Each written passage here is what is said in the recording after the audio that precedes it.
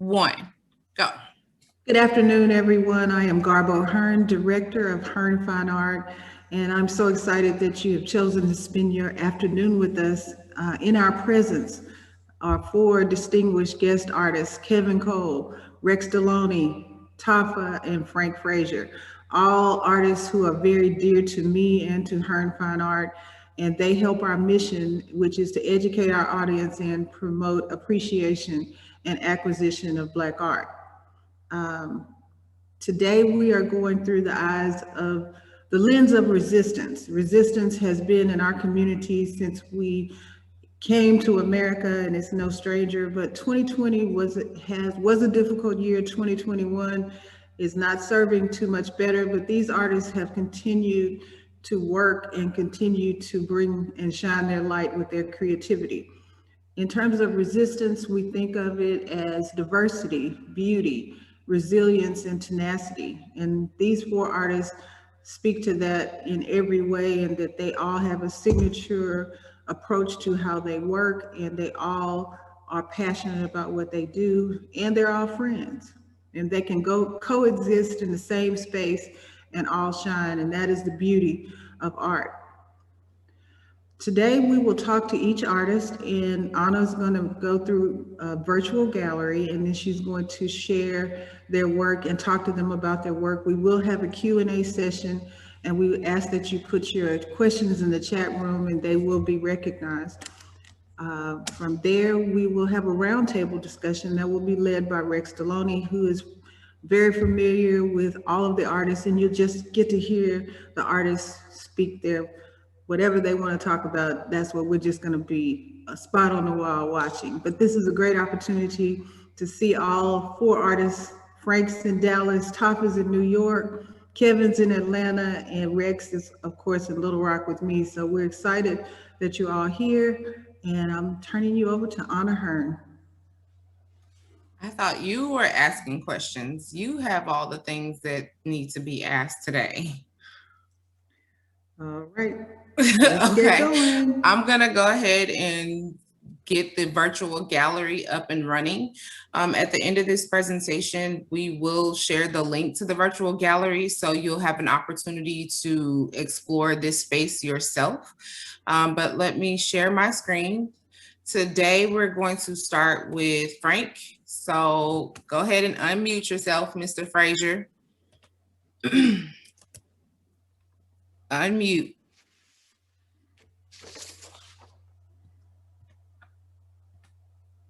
So this is our virtual gallery today.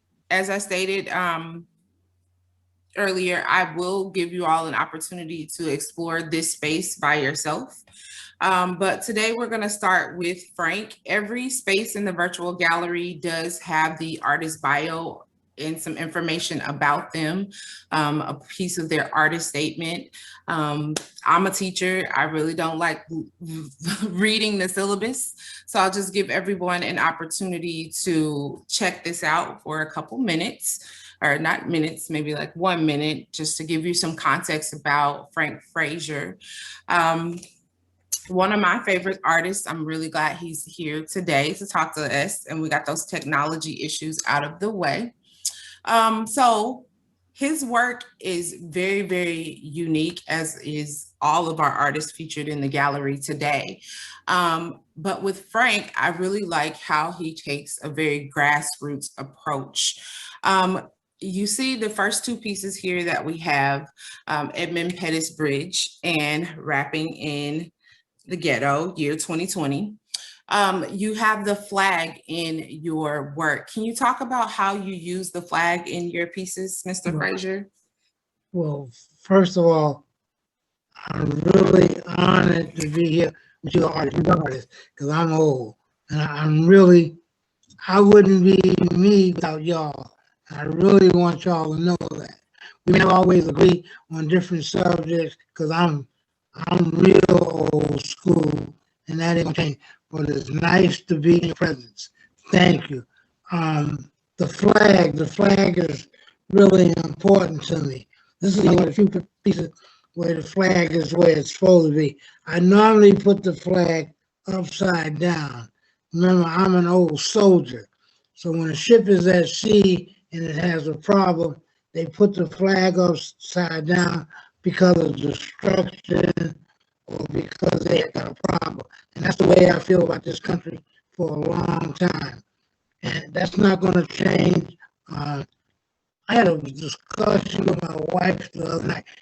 She told me I was a racist.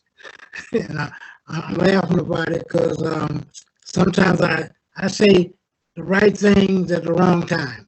And I've been doing that all my life, but it's worked for me. All of these pieces are done with shoe polish. Because back in the 20s and 30s, white men used to take the little small bottle of shoe polish with the brush in it and paint their faces. That was also, I was told that that's what the Ku Klux Klan used to use to write KKK with. I don't know how true it is, but it sounds possible. But you know what? The piece that's really important to me is the Little Rock Nine, because I had the pleasure of meeting one of the sisters and one of the guys before he died. And the shoe polish is really, really important because there's so many negative things about who used shoe polish and what for and all that. I ain't good at all this talking and stuff. I try to do the best I can. Am I doing all right? Guess that's okay. You're doing fine. fabulous. So can you talk about the concept of resistance and what that means to you as an artist? The resistance is really interesting, and I'll try to make it quick. My story is a little different than most folks. I'm 78 years old. I'm the young black man from New York City that got on a Trailway bus and went to Fayetteville, North Carolina. I get emotional too. When I got off the bus, I was thirsty. I was just thirsty. And I went into Silver Dollar, which is actually a bar. And I went in there in uniform. By the way, I was a paratrooper, so I was really in uniform. And I was really proud to be in it. I walked in the bar and I told the guy, I don't drink liquor. I said, can I have a Coca-Cola? He very nicely said to me, soldier, we don't serve niggers. And that was my opening of where I was in the South. And everyone has different stories. Where I really became a black man, and really truly became truly black, was in the middle of Vietnam. So I looked at those people that we were shooting at. There's some people there called mountain yards. You ever see a mountain yard? Mountain yard had what we call nappy hair, and they dark skin. And from that day on, I realized that we should never, as black people, should never be fighting people of other colors because of some kind of way they connected to us. And that's my answer to your question. That's the best answer I can give you. Thank you. So there is one more piece in this gallery that I really like you to talk about. It's a departure from the shoe polish pieces. Can you talk about this piece here on the end? Well, that matter of fact, just my wife is going right now to several people to pick up old Jet magazines because there's a thing about Jet and Ebony magazine, and some of y'all may not agree with it, Garbo. See, when we used to get Jet and Ebony on the coffee table, Jet magazine either went in the kitchen or the bathroom, and I always felt like I love Johnson publication, but in a way he was dividing us. But inside the Jet magazine was all the killings, all the rapes, all the crimes, all the naked women, and all of that. In Ebony magazine, it was all beauty. As a matter of fact, Ebony magazine was putting a lot of art in it. The title of this piece is My Wife's Waved Goodbye to You. She's on the way to get the magazine. The title of the piece is I Still Ain't Got No 40 Acres, and Where's the Goddamn Mule? And if you really look into it good, in those boxes there in the windows, there's the pictures that came out of old Jet magazine, and that place they're at is actually 388 Manhattan Avenue. not too far from where Tafa lived at, because Tafa lived somewhere around there. I used to live on 116th Street in Manhattan Avenue, and my daddy hit the number, literally hit the number, and we moved to Queens. And that piece has all to do about that's where I came from, the hood. But we didn't call it the hood, it was home. Did I do okay? You did fine. And to Okay. finish up our interview and question and answer with you, can you talk about how current events, so George Floyd, Breonna Taylor, Ahmaud Arbery, has affected your work? Well, no. You got to look at my work good. I've been doing that back in the 90s. In the 80s, matter of fact, I did a piece for Curtis King, and that was done in like 1978. I've been protesting, but didn't know I was protesting. I was doing work related to that. I'm 100%, which I'm kind of way we got to do it. I'm a great supporter of the Black Panthers all the way. I mean, I got AK-47 somewhere around here, just in case it changes. I'm sorry. That's where I come from. Matter of fact, I talk to Frederica Newton probably once a month. I raise money for the Black Panthers because you brought it up. Just so you know, a lot of people don't pay attention to the Black Panthers. The sickle cell anemia, they're the ones started. When all y'all ate in school, when y'all ate food in school, had breakfast in school, that came from the Black Panthers. That didn't come from the government. That's who it came from. And I'm out of that era. I'm here for my people. And I don't just talk this shit. I send checks too. Because we talk about helping the movement, but sometimes they need some money. So we either do artwork. In my case, I do artwork. Sometimes I send them a couple dollars to help make it go forward and do what it's got to do. Thank you. Thank you. You say you're not new to this at all, just true to it. All righty. So at this time, we're going to turn to artist Tafa. I like Tafa. I love Tafa's work. I love everybody's work that's in this show. It's a really good collection. I love everybody's work, but I just like Tafa. And the mail by accident. So just really quick, I'm going to stop the screen share of our virtual gallery, and I'm going to ask Tafa to unmute. Is he there? Unmute. Okay. Okay. Alrighty. So let me bring up the virtual gallery again. Okay. Give me 1 second. Here is a little background about Tafa. Let me see if I can get this one to go away. Yes. So just a little bit of background about Tafa.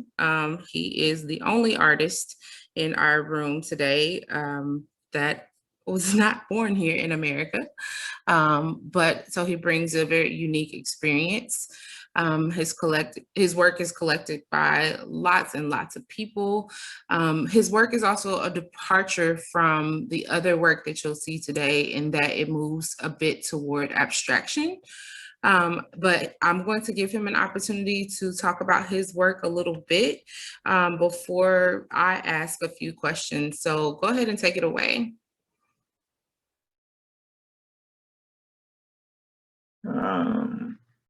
Where do we start? It's up to you, or I can just ask the questions. Yeah, ask the questions, yeah. Okay. So in your work, in these first two pieces, we see the color red is very prevalent. Can you talk about your style and the use of red when it comes to these resistance pieces and these protest pieces? Well, I started doing protest pieces when I was exposed to protest like a long time ago, right?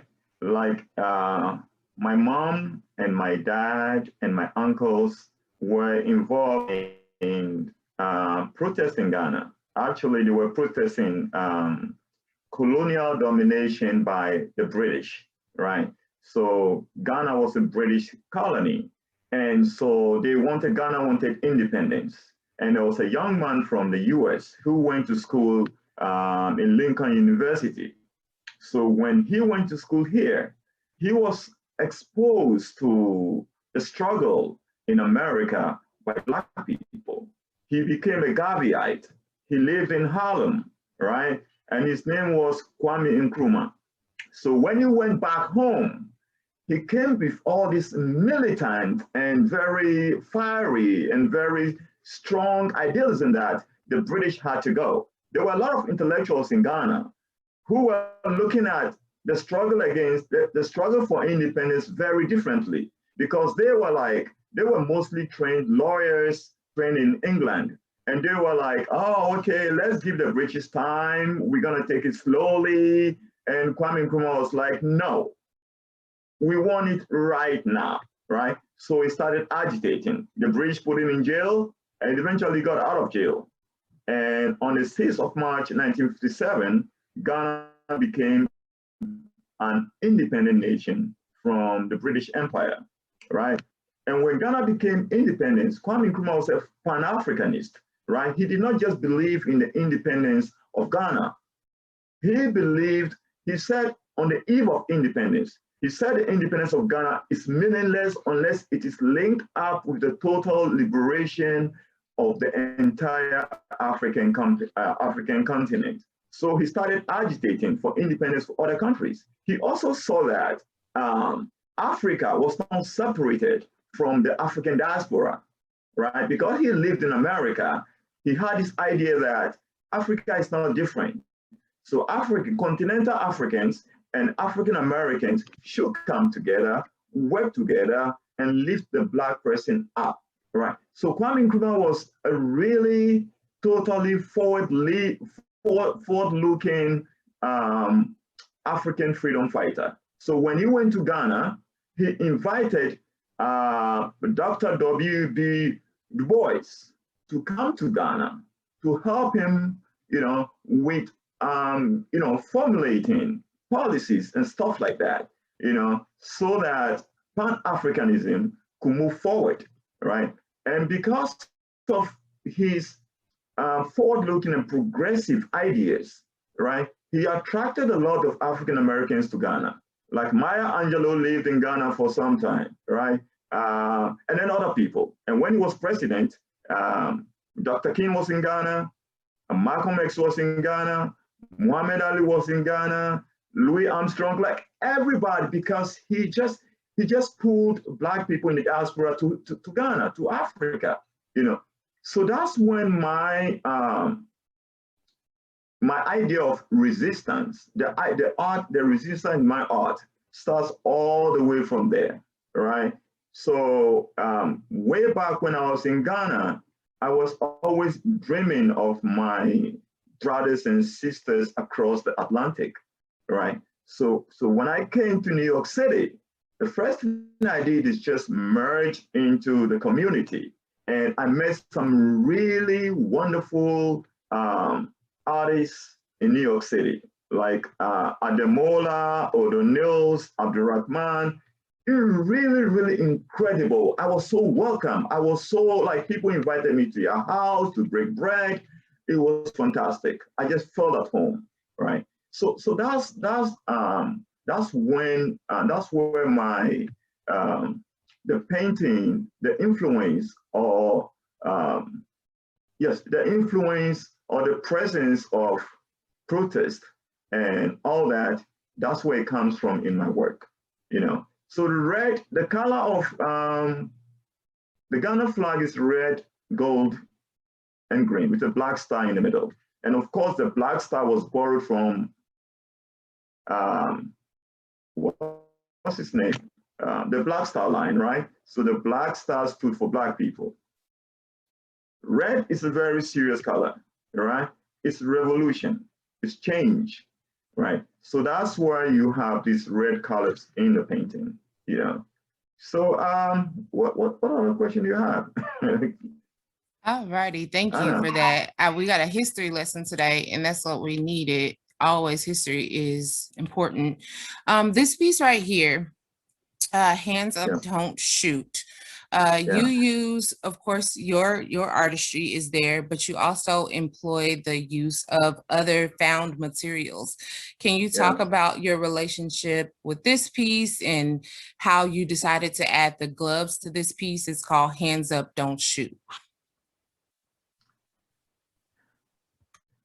Yeah, the black gloves, right? To me, represented Black power, right? The Olympics in Mexico, right? The New Mexico Olympics. Police brutality, oppression, discrimination. It's a search for power. It's a struggle for power. We're still fighting against oppression, right? We're still fighting against racism. We're still fighting against white supremacy. It's a constant battle, and it's still going on. And if you look at the painting, you can see towards the middle of the painting, there are marchers, right? Protesters with their fists raised in the air, right? The Black Power salute. So that's where the gloves come in, Have you used found items in any of your other pieces? The next piece, which is the Muhammad Ali piece, right? Yeah, that one has a lot of found pieces, right? It's such a large piece that it's not conspicuous. It's not, you can't really see, but at the top right, no, at the upper left corner of the painting, it's, right there, it's a fighter plane, a plastic fighter plane, but it's merged into the painting, right? And it stood for Ali's stance and fight against going to Vietnam, so that's a fun object. Also in the same piece, right? Somewhere in the middle where the ring is, on top of the ring somewhere there are 3 crucifixes, right? So there are crosses in there, which for me symbolizes the fact that when Ali was fighting, what's his name? What's the heavyweight champion that Ali knocked out? Is it Liston, George Foreman? Liston, right? Okay. No, Liston, right? When Ali was fighting Liston, America or the Christian America saw it as a war or a battle between Christianity, which they think Liston stood for, right? And Islam, which they think that the Nation of Islam, which Ali stood for, right? So even though Liston was a Black man, right? America wanted Liston to win because to them, Ali was against Christianity and he was a Muslim, So that's how I included the 3 crucifixes, right?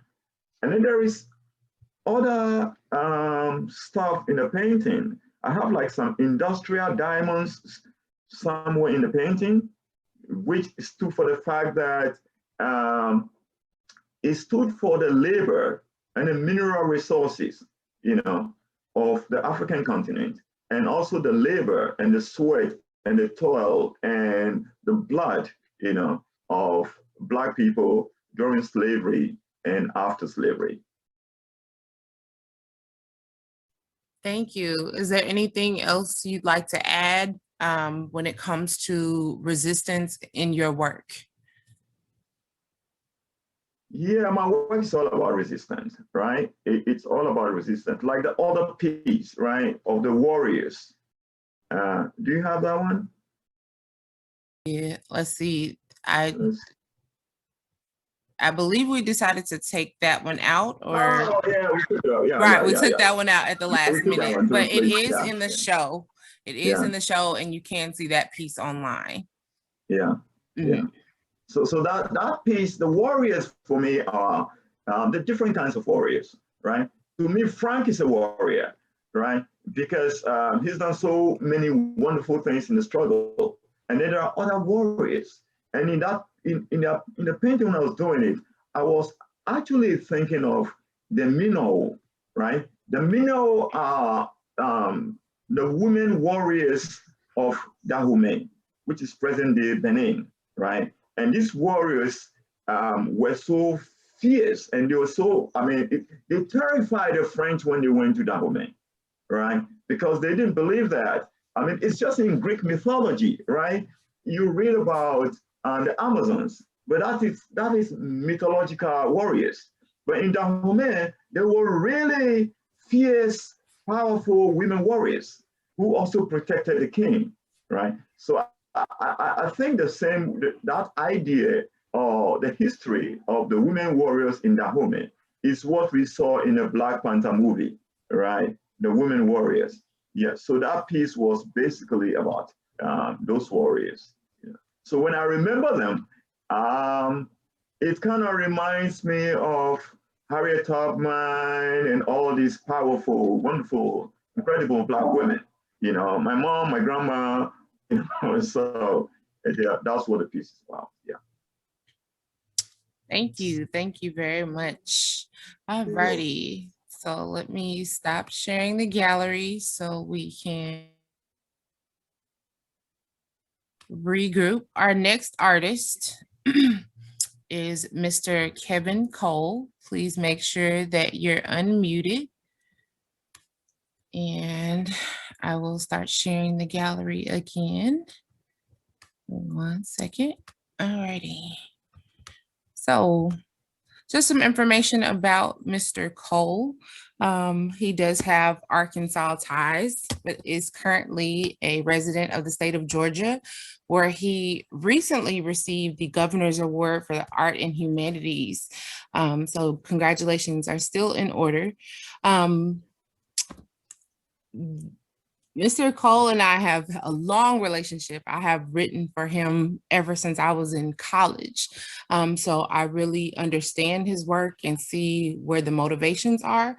But I'm going to give him an opportunity to tell his own story. So Mr. Cole, are you unmuted? Yes, ma'am, and thank you for inviting me.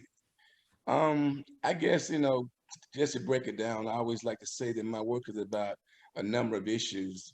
I always start with the story that my grandfather told me when I was 18 years old.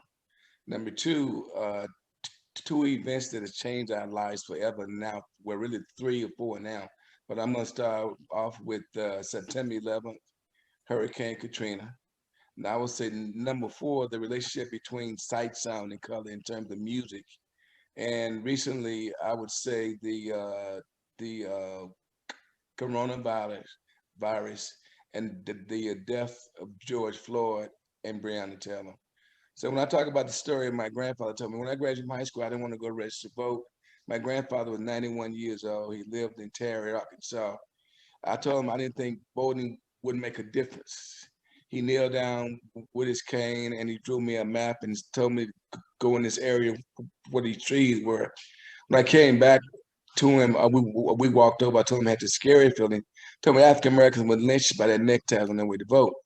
And later on in 1990, the Ford Foundation did research. There were several lynchings that took place about a mile from his home that's near the Star City, Arkansas. And he talked about how they would take the necktie and wrap it around the rope or the noose. And this would scare a lot of African Americans. If you notice, most African Americans, older people, they dress up to vote. They consider it a privilege in order to go and vote. So then, if I fast forward to September 11th, I was supposed to be in New York that day. A friend of mine by the name of Eric Mack went in, and I decided not to go. So then what happened was Eric sent me a picture of a little boy with Bill Stevens, a little boy holding a piece of tar paper and aluminum. So I started working on aluminum and tar paper as my protest against September 11th.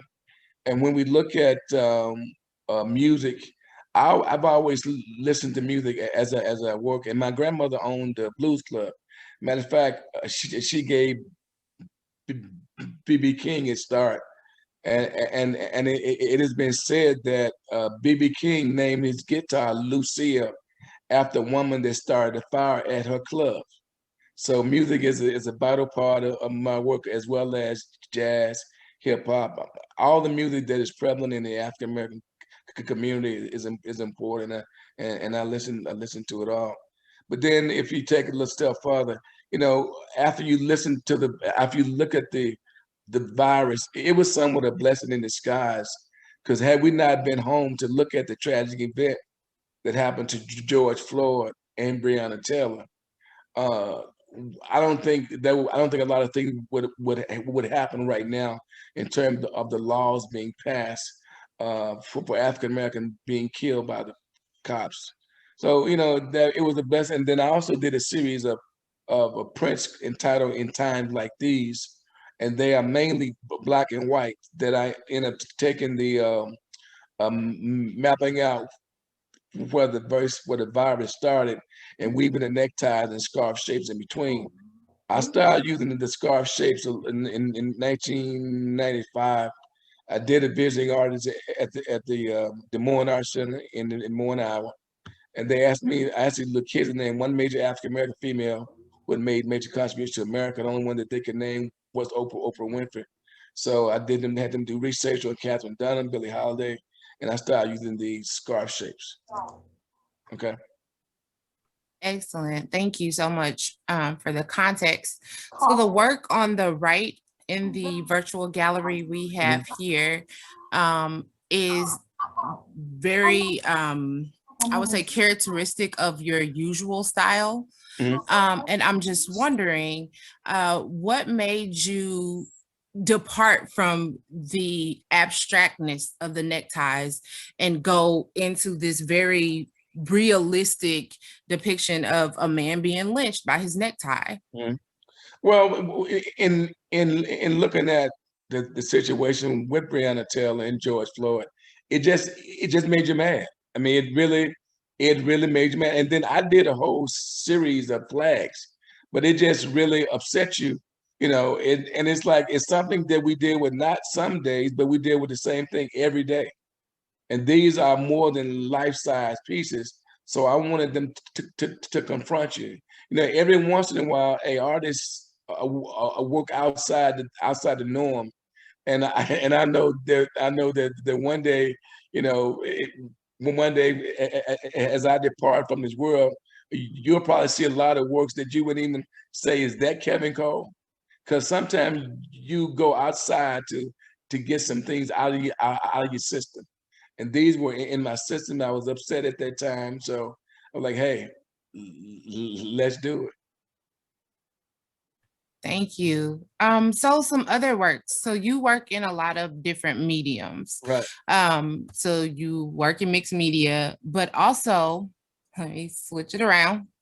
With this piece, this is an aluminum piece. Can you talk about your varied use of different mediums and how that also ties into the themes of your work?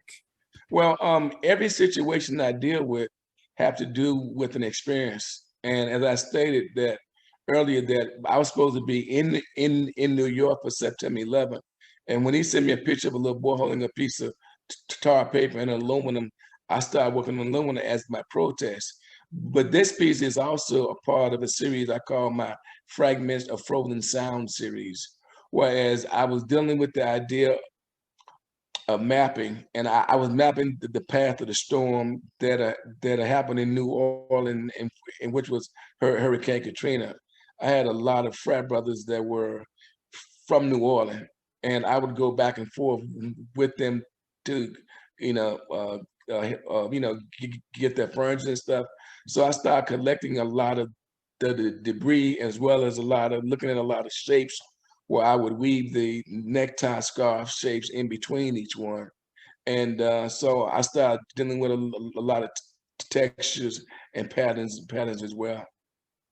And the one on the right, that's a printing, which was part of my blanket series. In 2004, I received the National Secondary Art Educator Award for the Southeastern region, and I happened to be I happened to be in Denver, and that was a textile show at the Denver Museum, and I noticed all these blankets that was folded had a lot of patterns in them, and it reminded me of my mother. My mother used to be a housekeeper, and she would stack these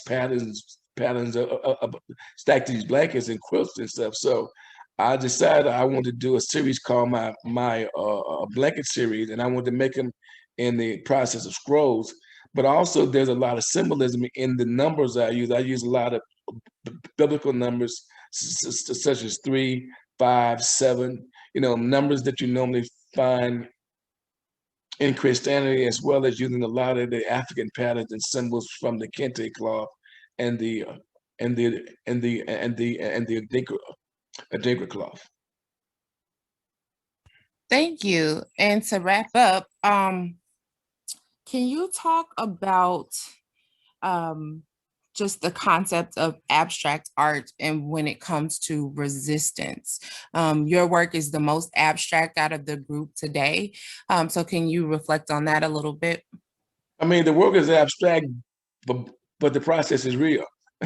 Because I think as an African American male, you know, as an artist, I go through the same thing that a lot of the figurative artists go through. And I always tell students, you know, that you know, I may deal with it in a different way. And even if you notice, all my titles are positive titles, despite of what has happened. My titles are positive titles that have to do with faith, hopes, and dreams, and how we move forward. Because I come from the book of Sam Gilliam or Norman Lewis or even to Terrence Corbin, in which I was trained with. And it's like it was one critic in the Baltimore Sun said the work reminded him of soundboards of human experiences, but they're created in an abstract, or he called them poetry, visual poetry that he referred the work to. Thank you so much. All righty.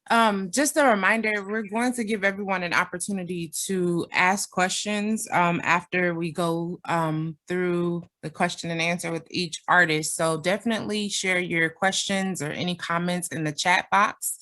So now I'm going to ask Mr. Rex Deloney to unmute. All righty. And we're going to get started. Give me 1 second. All righty. Okay, so Mr. Rex Deloney is an educator and an artist like Mr. Cole. His work is some of my favorite. His color palette is out of this world, and his interpretation of current and past events are some of my favorites. Mr. Deloney, are you unmuted? I am unmuted. Thank you. So I have given everybody an opportunity to read a little bit about your background and your work, but now is your chance to introduce yourself. Well, my work is really dedicated to color, as you were saying about my work. And it really evolved when I was thinking probably the late 80s about my dad and how I came across some of his documents, and it was like a birth certificate and some driver's license, and he was a barber. And one of the things that I noticed that it seemed like the information for race had always changed. You know, it was colored when he was born, or maybe Negro, and then it would go to, you know, African American, Black, all these different monikers as far as it dealt with race. And so one of the things that I started doing is really emphasizing the color and thinking of colored. And I did a painting called Hue Boys. And each one of the boys that were in the painting, they were painted a different color, and each color meant something. So I'm dealing with the emotional impact of color and that feeling that is created when you see those colors in a composition. as far as dealing with the thought of resistance and everything. I think one of the things that I did, and one of the pieces that you really like and that was included in this virtual show is about Little Henry, what happened to Little Henry. And it is a piece that was really part of a show that was called Colored Portraits that I had at Hearne Fine Art. And I looked at how portraits were like a cultural icon in the African-American family setting, and how so many stories were shared on front and back porches. And Little Henry, this young man with the 1 on his jersey, he was one of my students. And so this actually was something that touched me. And he was one of those students, Kevin, that was in class that was always eager to learn, but he was a little mischievous. So he would tell me stories about how, you know, I want you to adopt me, Mr. Deloney, and we can have a store and sell Deloney sandwiches and stuff. So he was just quite a character. But that was when he was in the 7th grade. I moved on to Little Rock Central, where I am now. And I looked in the newspaper one day and I saw his obituary. And I called one of his classmates that I had remained close with. And my question was, what happened to Little Henry? And that's the name of this painting. And Little Henry was in the wrong place at the wrong time. And it was a situation where he was running from the police. And they thought Little Henry had a gun, and he had a cell phone in his hand, and he was shot and paralyzed. And eventually he died. But in this piece, I put a target on the left side to symbolize how a lot of these young African-American males are being targeted, you know, because of the color of their skin, because of where they live, or just walking down the street as we see now. This was 2016 when this happened. So it's really relevant now. And even on the right side, you see the face of Trayvon Martin and Mike Brown and Tamir Rice, so many young people that were snuffed out from their future at an early age. All right. So I would really like to go back to these 2 pieces right here in the center, featuring Brianna Taylor and Trayvon Martin. Can you talk a little bit more about this series and how it personally affected you? Okay, this series was part of a series called Brothers by One, and it looked at how the athletes, professional athletes, use their platform to protest social injustice. And the first piece, Brianna Taylor, the Wubble, the WNBA, those women in the WNBA really were pivotal in what they were trying to have as far as a statement about social injustice, about resistance in their form of doing that.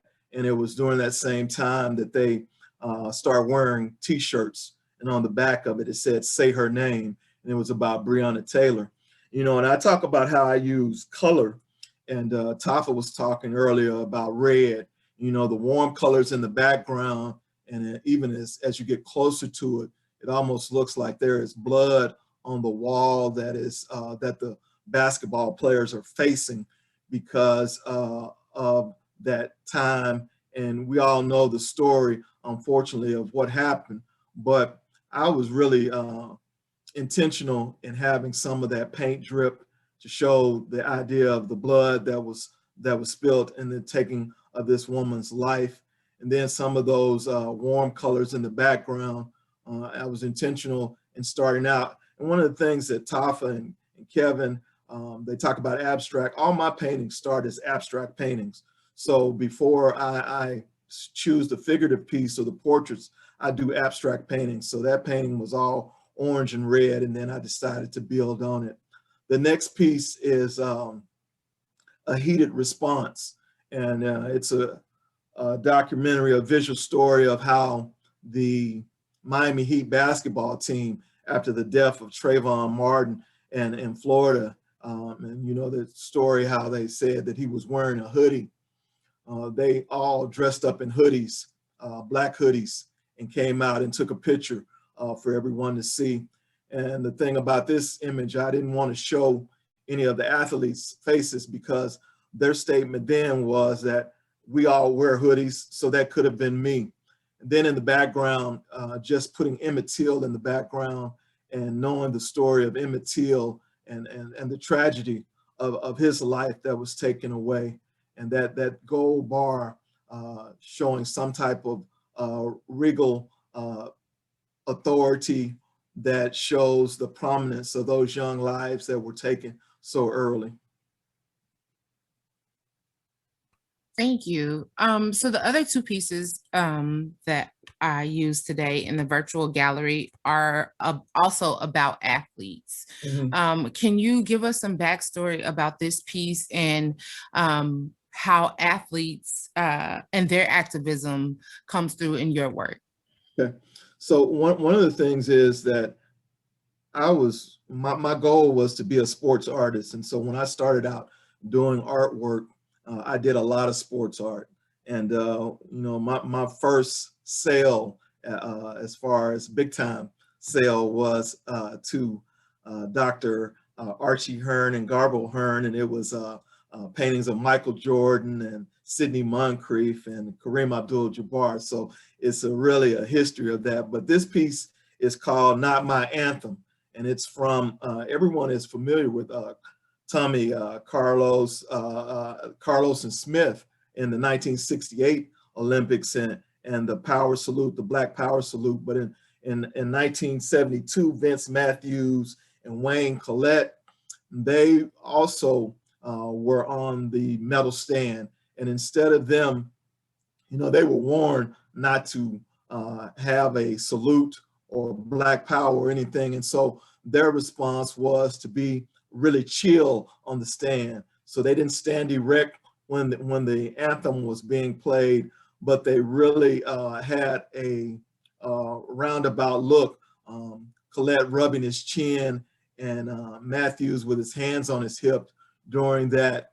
And for that, you know, they were banned for the rest of their careers as far as track and field. So a lot of these athletes use their platform, pun intended, for this Olympic piece right here. And then the other piece, Muhammad Ali, You My Opposer.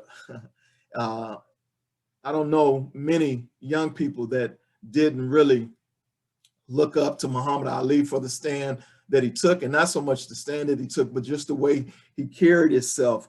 But this also is an English lesson, because in Ali's speech, You My Opposer, he kept that form of repetition where he said, you my opposer when I want freedom, you my opposer when I want voting rights, you my opposer. And so he kept repeating that same thing, similar to what Dr. King said when he said, I have a dream. And so Ali was able to use his platform more than any other athlete as a form of resistance of something that he didn't want to do. And at the time, he may have been hated, but by the time that he closed his eyes, he was a hero. Thank you so much. And thank you to all the artists for, you know, walking us through this virtual gallery experience. At this time, I would like to invite the audience, our Zoom family today, to unmute. You all have the ability to unmute yourselves. Would anyone like to ask any questions to a specific artist or to all of the artists? You have to unmute yourself. Anyone? I have one. Okay. All right. I am also an artist, and I very clearly understood all of their stories. I never actually heard them like I heard them today. They told specifically why they draw what they paint or create, where it came from, the exact origin. And we all have that story. I have that story, even though I'm not on the panel situation with them today. I'm just speaking on the fact that those, as well as our mentors, the gentleman that came before us, Frank Frazier specifically, we came from that era, and we understand very much of what the artist is saying. No matter how they conveyed it, he's working with aluminum. Something happened. And it's appreciative just to hear it resonated through other artists. Thank you. Thank you for sharing your comments. Anyone else? Questions, comments? Ms. McDonald, I see you raising your hand. Unmute. With the increased attention to African-American art and the use of art on covers of magazines and everywhere, how does that bode for your future? Do you think it will be sustained, or it's a temporary fad?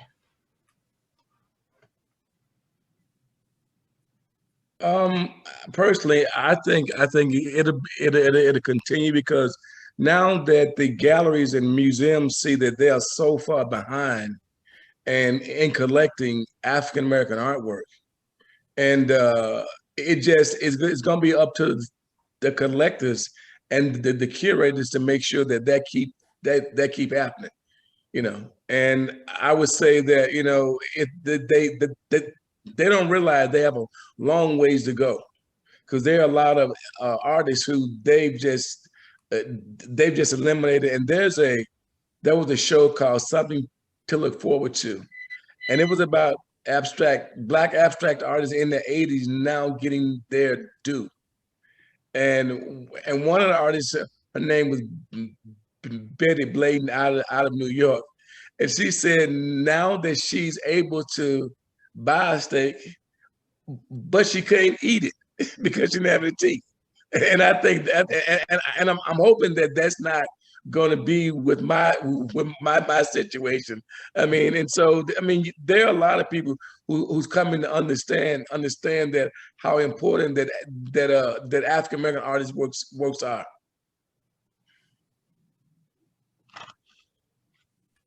Would anybody else like to chime in on that question?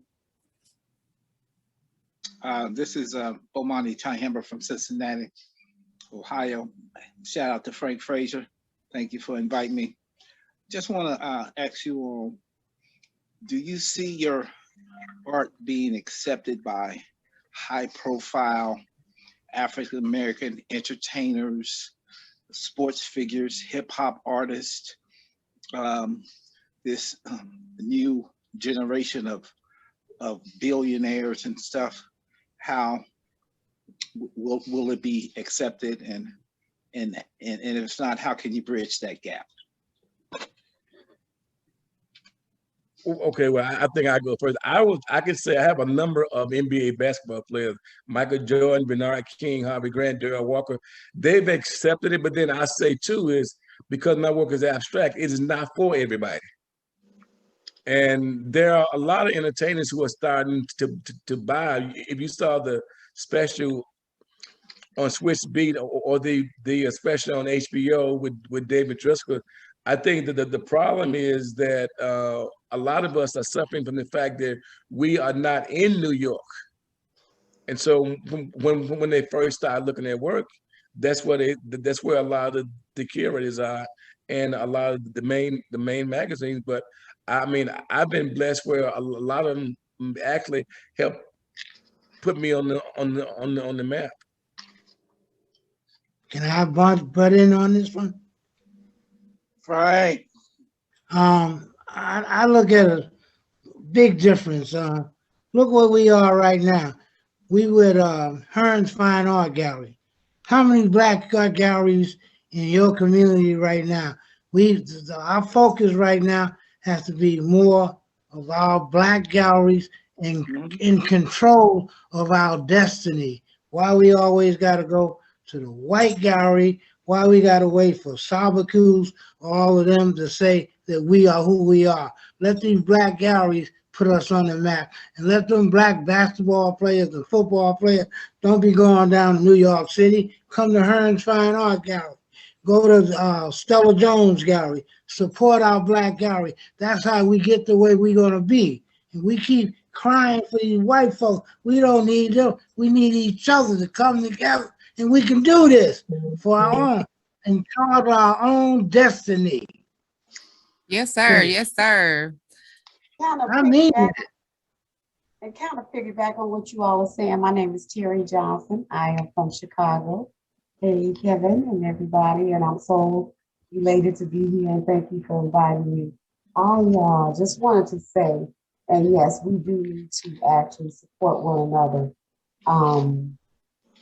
I wanted to ask Kevin, you mentioned about your grandpa who was 91 years old, and he took you to a spot in the rural area near Star City, Arkansas. Can you tell me again where he took you? I remember when you came to Chicago and you went to the spot and you told the story, and that was the first time I had ever heard this story. Can you tell me where he took you again? Okay. Oh yeah. He lived in Terry, Arkansas, which is maybe about 30 or 40 miles from Star City, but he owned a lot of property in which he was a sharecropper as well. So it was right on the outskirts of his property, and back then there were a lot of trails that you would travel through, and I remember him saying that actually one of the neighbors that was there also would talk about how there were several people that came up missing at that time as well. And okay, Mr. Rex Deloney, you told me you said your first piece of art that you sold. I missed the name of it. Could you tell me that, please? Was that to me? Yes, Deloney? Mr. Rex Deloney, your first. Yes, I did. I did a series of paintings. Michael Jordan, Sidney Moncrief, and Kareem Abdul-Jabbar. Okay. Right after I got out of college, after I graduated from college, and the Hearnes, it was Pyramid Gallery. I was one of their first employees, and so after they bought those pieces, I talked them into giving me a job, and so that's where I met Frank Frazier. Frank, I don't know if you remember me. I had a little bit more hair on my head back then, brother. I remember you. Yeah. So that was the story then. Yeah.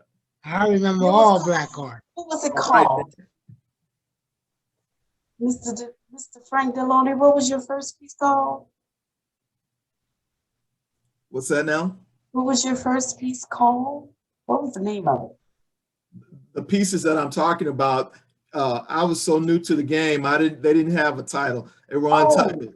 I thought you named it. Okay. But the piece, I did talk about a piece that was called Hue Boys when I talked about the first piece where I started dealing with color and symbolism. So that was the piece that I was talking about. Okay. Thank you so much. And Mr. Frazier, where are you from? I'm from New York City, but when I came back from Vietnam, I was in Alaska for a couple of years, and I said, I want to go someplace where it's hot. I don't want to see no cold. So when I got married, we moved to Dallas, Texas, and I'm all right here. We're trying to turn it blue. Okay. So you're in Dallas right now, Mr. Frazier? Yes, ma'am.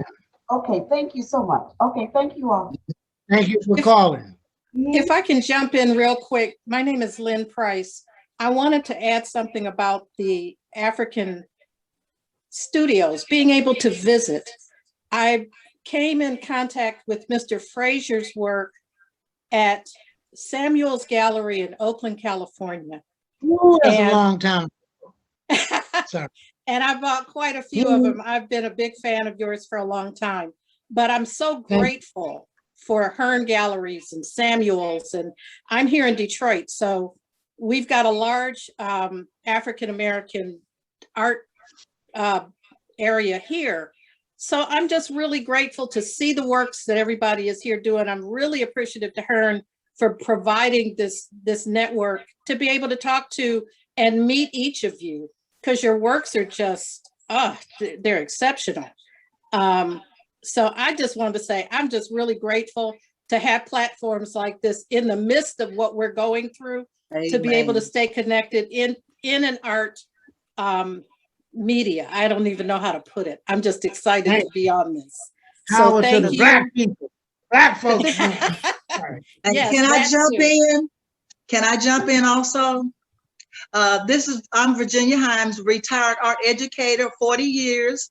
And hi, Pine Bluff. Hi, Kevin Cole and Rex. We worked on a curriculum committee for the arts. Right. And all of you wonderful artists, you have made my Sunday. It's been so wonderful. And I want to encourage the young artists of today. I guess you call them the X, the Zen. They're speaking, and I think of you when I hear your comments. And I just want our young artists that are coming along to be reminded of the great work and the reasons why. Because when you talk about telling the story and telling the history, what a beautiful way to pass on the stories, especially with our young. And you all are doing a great job. Keep up the good work. And thank you, Ms. Garbo, for this wonderful, wonderful day. We have Sheila Wright. Are you here? You had your hand raised. Would you like to say something? Sure. I have more so of a question. First of all, thank you to Frank. She's a big collector. She ain't telling y'all. Thank you, Mr. Frazier, for a lot of thank you.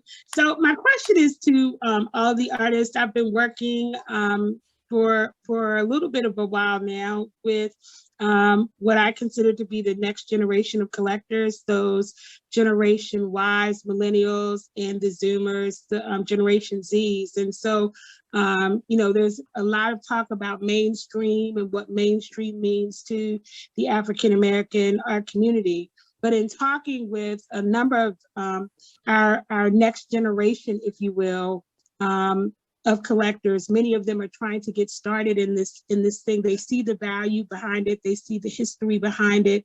They see the sense of community behind it.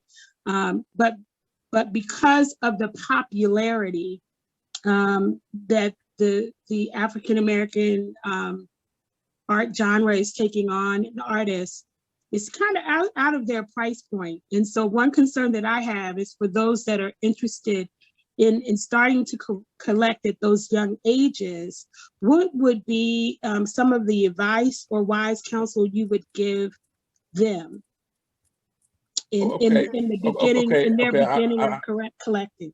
Okay, I would love to speak there because I teach a class at Savannah College of Art and Design called The Business of Art. And I always say, number one, find a gallery that could help you build your collection. Okay, and as a collector as well, I would say that among both of my homes, I have about 600 pieces. Now I've been able to actually trade with artists, but I always buy two pieces by an artist. I buy one I'm going to keep. I buy one I may sell or give to my kids. But at the same time, okay, a lot of people when you can't afford a Sam Gilliam right now if you try to buy one. But I remember that the Washington Times, they did an article called "The Second Coming of Sam Gilliam," and they named me in terms of that, in terms of that, of being the second coming of Sam Gilliam. Now, what a lot of collectors did was they bought artists who was among their like age limit. I tell them, go to colleges, go to universities, even high schools. One of the best collections I saw in Florida, I was one of the keynote speakers. The teacher would buy one piece of a student every year. And when she took us through home, it was about at least a couple hundred pieces. She didn't tell us that they were a student. She would only pay $150 for each one. Now, if you step forward, then a lot of us are doing prints, and then getting a gallery like Hearne Fine Art, Stella Jones, Thelma Harris, and a lot of the rest of them.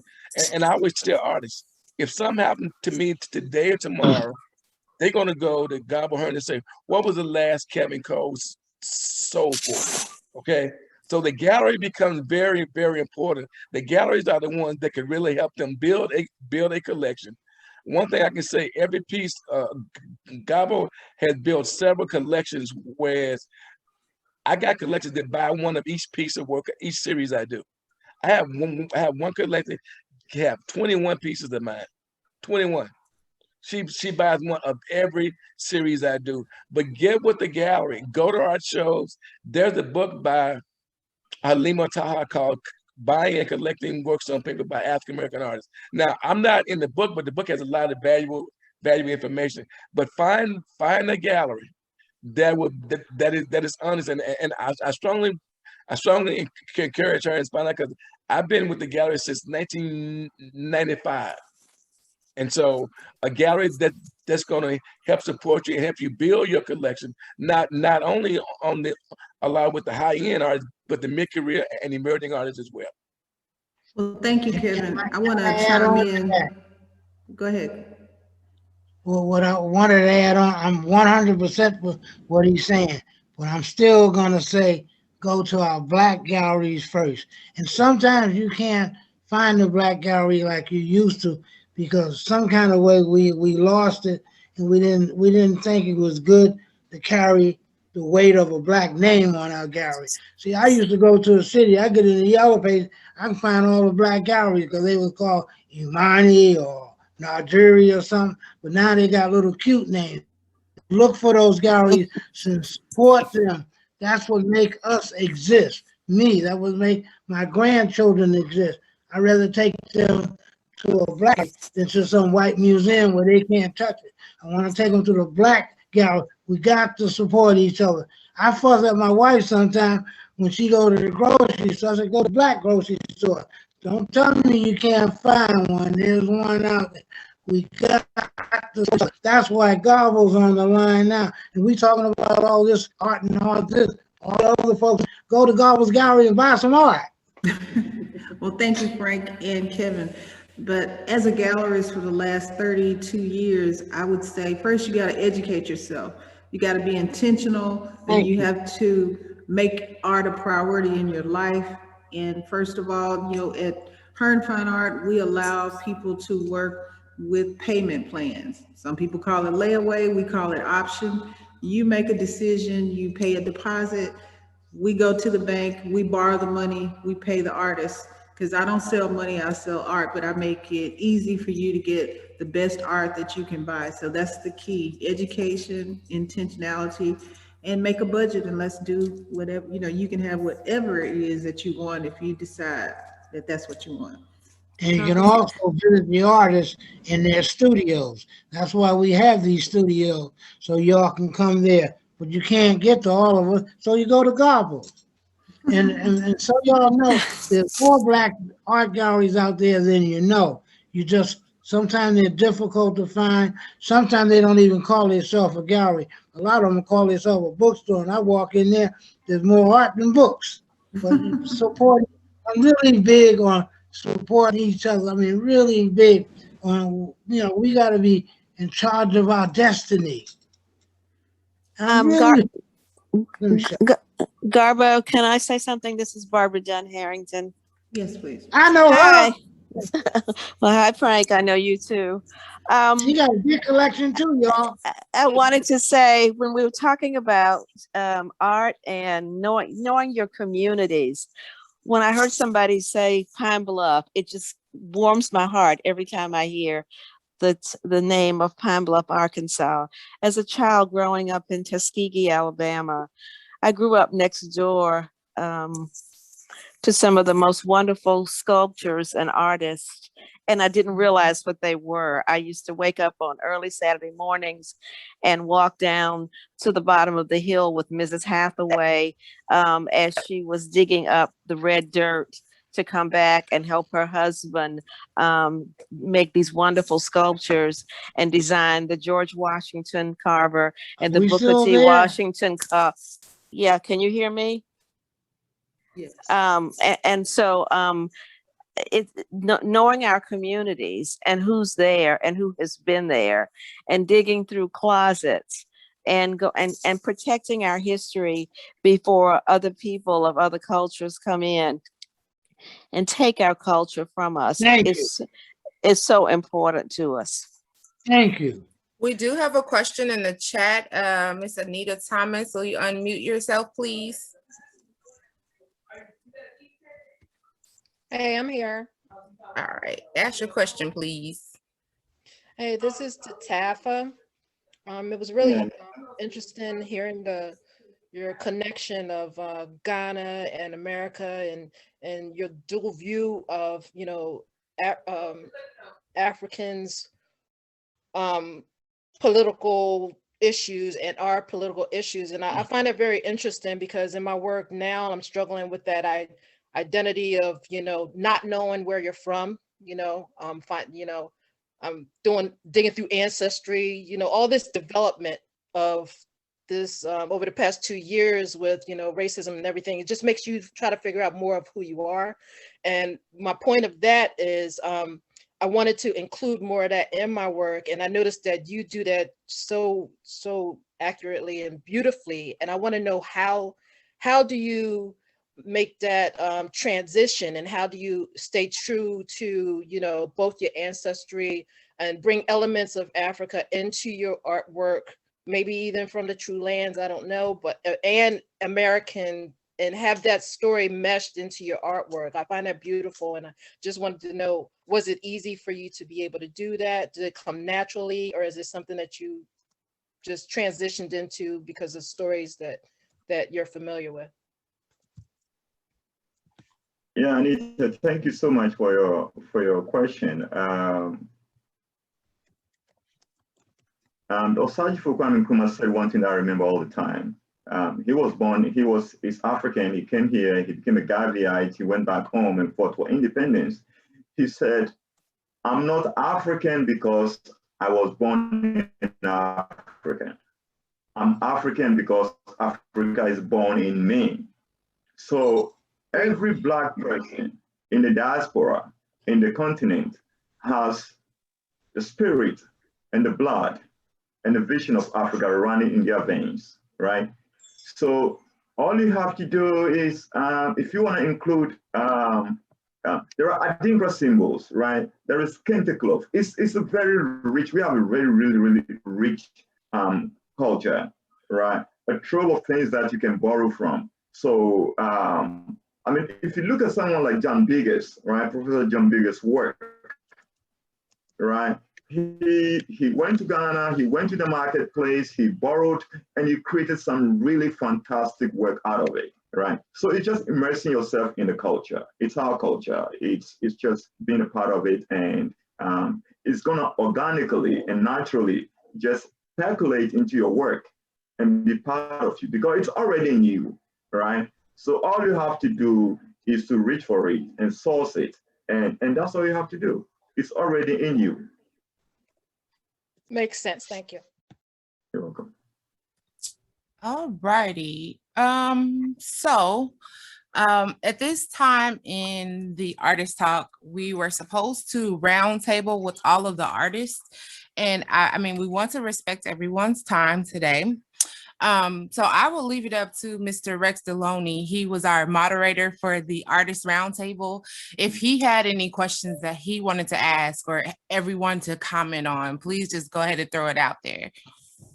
Well, one of the things, this has been so enriching and educating for me as an artist, and I just have to give a little bit of history. Frank Frazier, like I said, when I was working at Pyramid on 1308 South Main Street, when Frank Frazier came to do a show, it was always a show. It wasn't just putting artwork on the wall, but also learning from this wise sage, and that how powerful his words were, but his artwork was even more powerful when it was combined together. And then with Kevin Cole, this brother, someone, I always tell this story about how as young artists, people try to speak into our lives, and sometimes we don't even listen. I met someone and they told me about this artist that was one of their homeboys and gave me his phone number and told me to get in touch with him. I was just getting out of college and I never did use that number. But later on in life, I found out who Kevin Cole was, and that was a number that U.S. Reed gave me in the barbershop in Little Rock. And now he's one of my mentors. And Tafa's work, he has done these abstract beauties that are dealing with sports. And when he deal with the sports in the way that he does it, it's really moving. And one of the things I thought about that I was going to talk about, the idea of rhythm or movement that is all throughout all of our works. If each one of you could just say something about how you use that principle of design, movement and rhythm that shows through your work, and how you use that to tell your story. Well, Want me to go first? I'm simple. Go ahead, Frank. No, go ahead. Go ahead, Frank. I'm simple. I use a lot of black and white because when I was coming up, remember, I'm old. I'm 78 years old. When I was coming up back then, it was simply a black and white issue. And that's what I'm trying to let folks know, that it ain't changed. Thank you. Still the same. All right. Okay, well, I guess for me, in terms of color, I studied at UAPB probably with some of the most important African-American artists in the world. That was the late John Howard, the late Terrence Corbin, Henry Linton is still living, and then Ernest Davidson. And if you know any of their work, how they use color, and the color, color should actually dance. And it's just like this, it's just like the rhythm in the music. And for me, it's like jazz, and maybe included a little like hip hop in it. So the way I use color, I start out mainly with a black background, and then the color placement become important. But I would say the idea of using color in terms of taking it to the next level to make it say what you want to say. And by that, I mean dealing with the audience, how they feel. How does color make you feel? How does color become a part of you? And I always say I want my pieces to actually dance, and that's why I didn't mention this, but I work on wood. I'm one of the few artists that is bending wood. And then if you ask how to bend wood, I'm going to tell you it's like an ancient black man's secret. I like that. And it will remain one. Talk to us, Tafa. Hey, there is a lot of movement and rhythm in my work, right?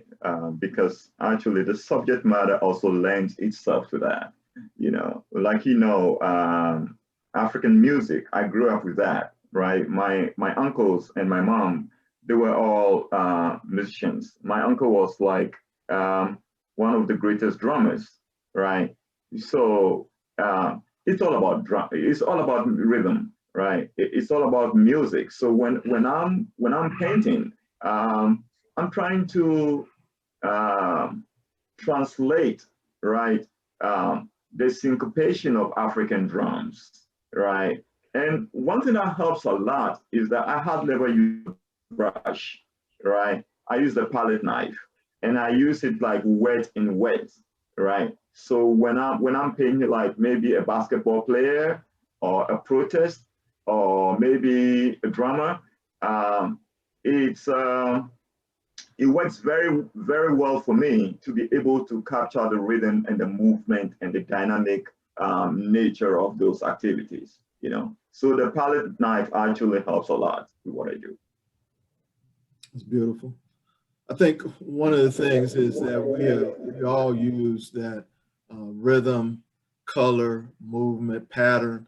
It can be seen in all of the work, and it really helps that visual voice come out. I think one of the things that I'm more directed towards doing is storytelling and looking at one piece and telling a story, or having a piece that is created a nostalgic feeling with the viewer. Yeah. Is really important too.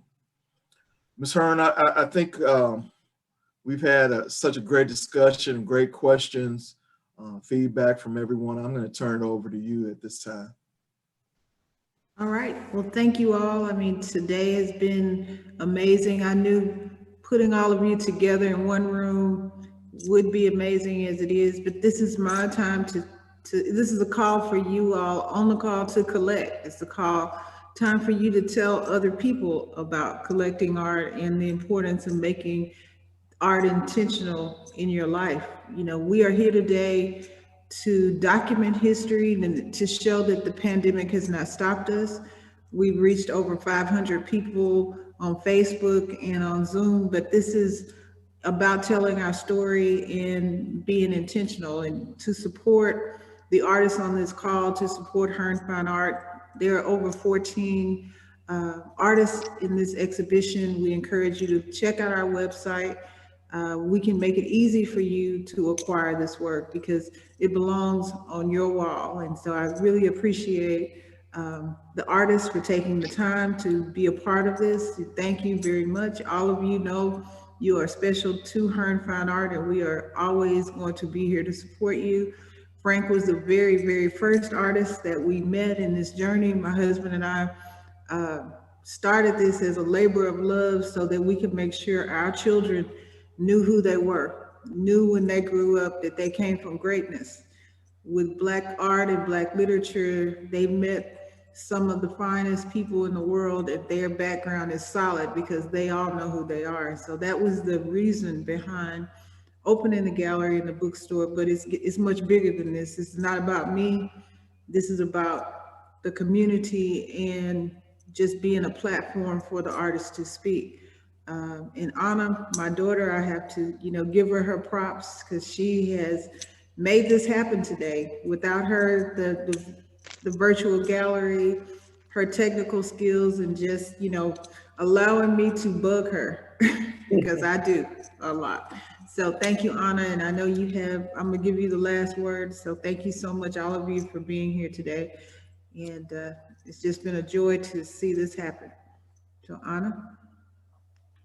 Thank you so much, everyone, for joining us today. I did see some other questions and comments in the chat box that we will get to the artists and make sure all of your questions are answered. We will be following up this this presentation with an email to a link to the viewing gallery, as well as a personal invitation to our upcoming artist talks in celebration and support of the art of resistance. I almost feel like I should have a drum roll or something, but we have the distinct and extreme pleasure on Thursday, April 1st at 6:00 p.m. CST to be in conversation with Phoebe Beasley and Dr. Stamella Lewis. So that is going to be a very powerful conversation. If you know anything about art history or African-American art history, Dr. Lewis is one of our treasures. She just recently turned 97. Wow. So we are excited to have that conversation. And to round out our programming for the art of resistance, we will be having a similar conversation with the sculptors featured in this show. That date is Sunday, April 11th, same time, 2:00. We will be sitting down to talk to Basil Watson, Ed Dwight, Chooks, and Brian Massey, who is a professor at the University of Central Arkansas. So we're so excited. We will be following up. I will send a link to the viewing gallery for today's presentation, as well as links to register for those upcoming artist talks. So we really look forward to you all joining us again Thursday, April 1st and Sunday, April 11th. Thank you so much once again, and I am going to stop the recording.